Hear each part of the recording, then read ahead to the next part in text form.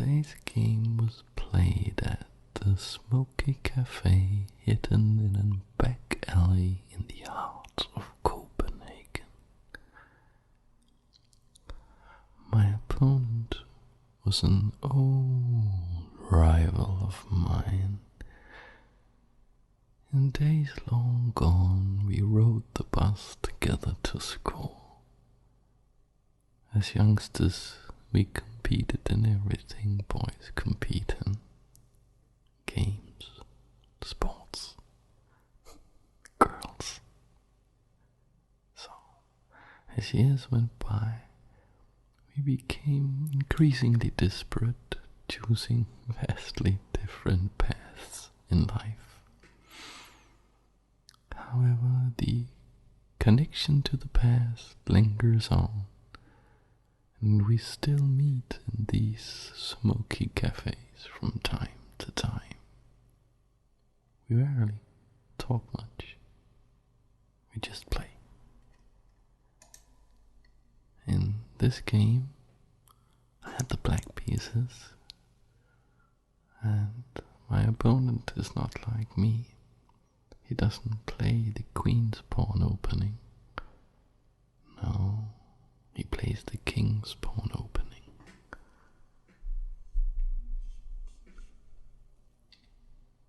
Against this, I played the so-called Sicilian defense with c5, like this.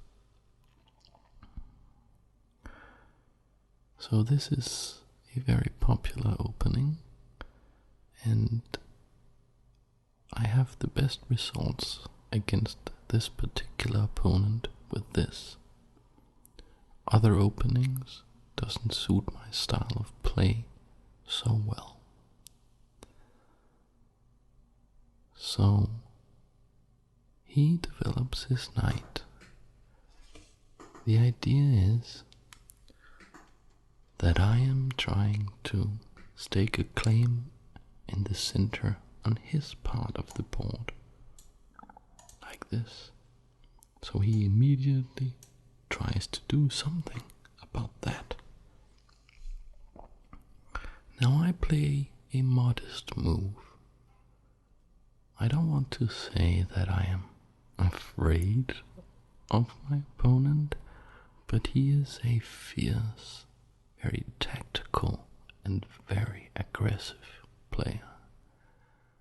So I play this move, which is considered a very good move, and I've even seen grandmasters play it in this position, but it is not the most aggressive. Here my opponent develops his bishop like this, and you can see that it attacks this weak square, which is only defended by my king. So my majesty shouldn't be like a guard defending the entrance to the castle now, should he? No, but that's what my opponent tries to do. Well, I put my knight into play like this, and my idea is actually to see if I can get rid of that bishop in order to alleviate my king of his guard duty. Well, at this point we see this c3 move. This is preparing control of the center with this move. So I play the knight out here. The idea is to attack his bishop so that I can free up my game a little bit. He comes here, so now my knight is no longer attacking his bishop. I develop my bishop like this, which is only possible because my knight is defending the pawn. This pawn is defended like so and attacked like like so. Well, my opponent hits my knight. We trade a couple of pawns, and I go back again. Now, notice that the knight, even though it's in the same square as before, it's not in the same situation, because this time it attacks a pawn that previously wasn't there. I'm specifically talking about this pawn. Alright, so that's protected, and I put my other knight into play. And you can see how we fight for control over the center, which is crucial in the game of chess.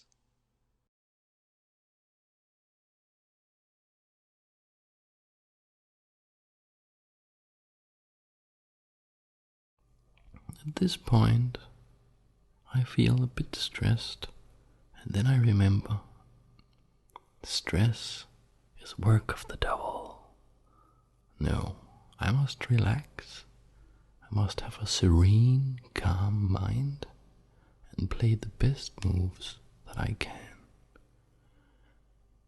I think it is a bit unfair, isn't it, that he has these nice bishops and my own dark squared bishop isn't doing anything.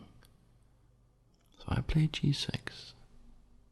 My opponent castles, and I play bishop g7. So now it's doing something.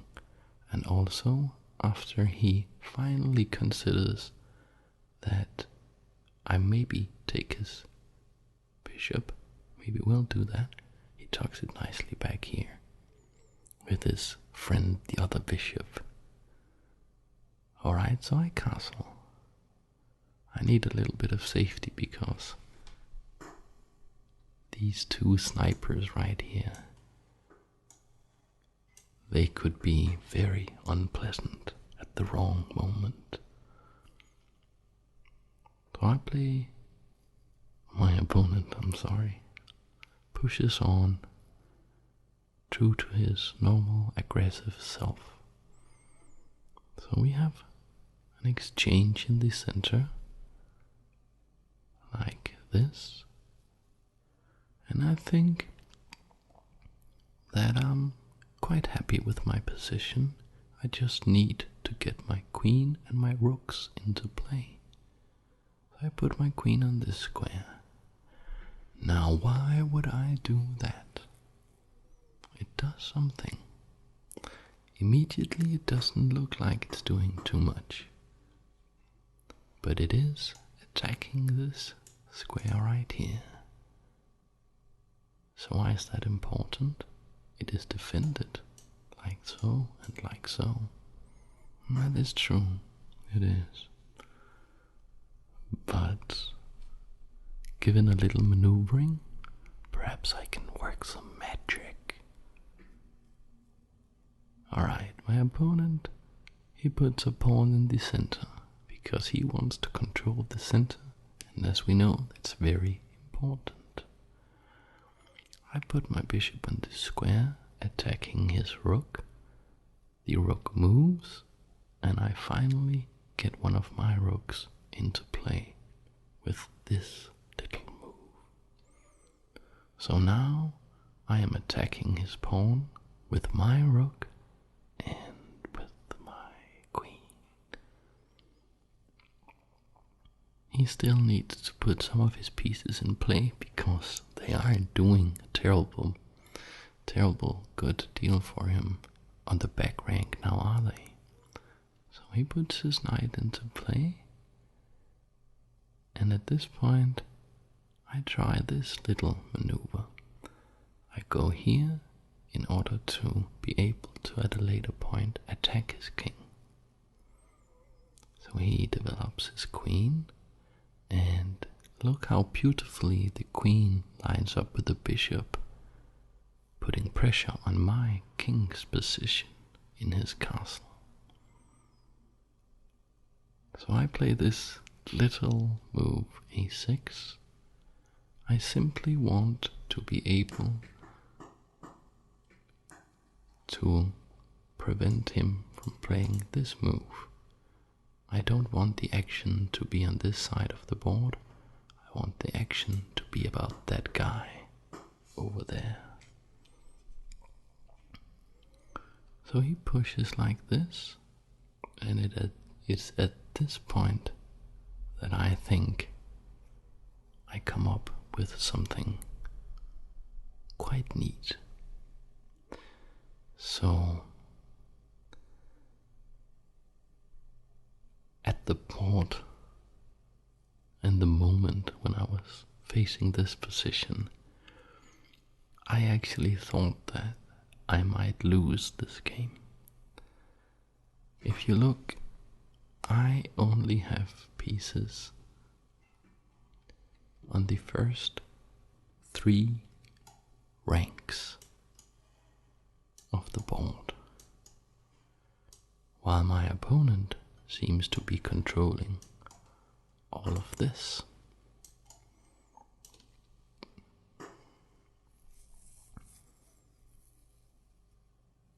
It's not too pleasant, isn't it? Also, this pawn right here is attacking my bishop.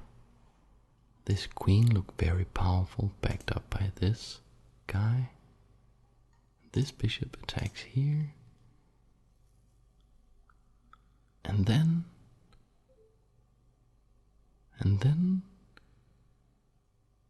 I get an idea.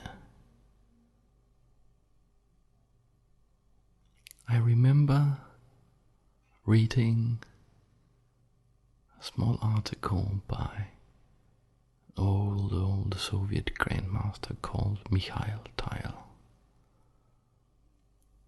who was very famous for his brilliant sacrificial attacks. And he wrote in this article about how he was once sitting at the board, and he was faced with this very tough, very solid opponent. And he remembered some old Russian children's song. So I don't know how you say it in Russian, but in English it's, "Oh, what a drag it was to pull the hippopotamus from the swamp." And then he goes on to explain how he forgot all about chess and started thinking about, well, how would you actually get a hippopotamus out of a swamp? And after thinking about that for like 20 minutes, he saw the board in a completely different light and thought, well, I don't know how to get that stupid hippopotamus out, so let it drown. And he sacrificed a piece for an attack. And I was sitting there, I was thinking about this, sipping my coffee. The time was ticking on my clock. And then I came up with this move. So I left the bishop, and also my opponent can take my other bishop. That's how he started. But let's talk a little bit about the position. Why would I play like this?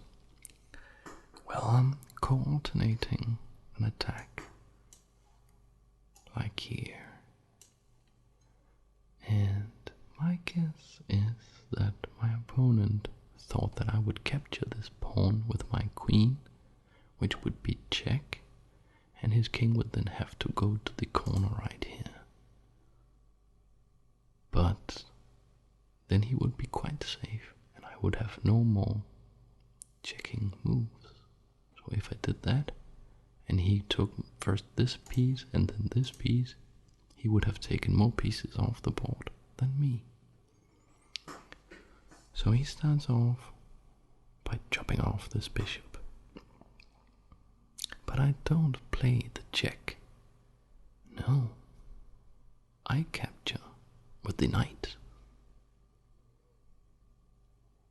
So, what's the plan? Well, the plan is to end the game pretty soon, actually.